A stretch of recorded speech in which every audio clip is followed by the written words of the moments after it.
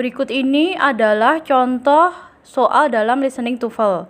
Pada soal listening tidak disediakan pertanyaannya secara tertulis, tetapi soal disampaikan langsung pada audionya, pada audio soal.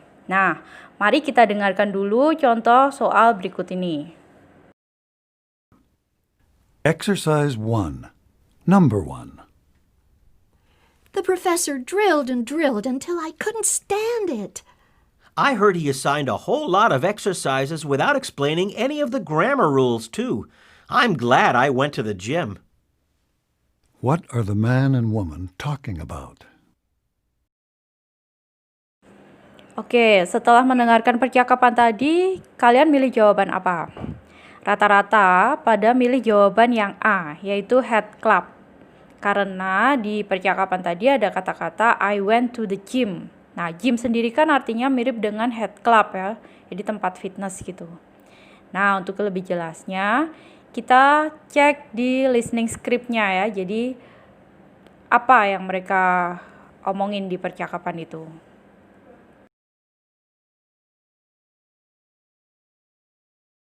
Oke, sekarang kita lihat di listening script-nya ya. Jadi di listening script-nya nanti kita cek apakah jawabannya itu yang A, head club, atau yang lain. Nah, di sini ada dua orang yang ngobrol. Jadi di percakapan ini ada dua orang, laki-laki dan perempuan. Nah, yang pertama yang ngomong yang perempuan. The professor thrilled and thrilled until I couldn't stand it.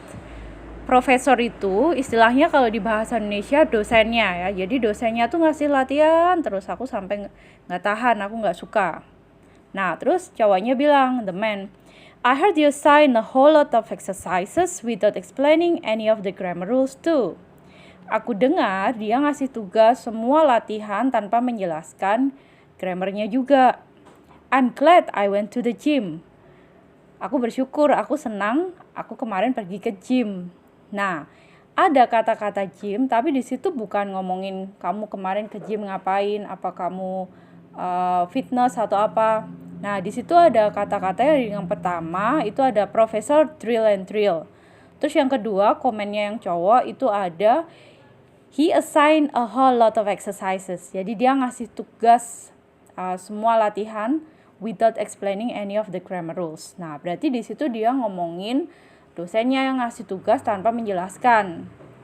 Nah, dari percakapan tadi, jadi cowok dan cewek tadi, kita bisa menyimpulkan bahwa mereka bukan ngomongin tentang gym, tapi ngomongin tentang tugas kuliah. Jadi ngomongin tentang kuliahnya, ngomongin dosennya. Nah, dari pilihan jawaban A, B, C, D, itu yang paling mendekati atau yang paling sesuai dengan topik pembicaraan mereka, itu yang B, jadi a class. Nah, dari sini kita bisa simpulkan kalau apa yang kita dengar di soal percakapan itu belum tentu yang bisa kita pilih sebagai jawabannya. Jadi harus dipahamin dulu intinya membicarakan tentang apa. Jadi yang kita dengar belum tentu itu jawabannya. Nah,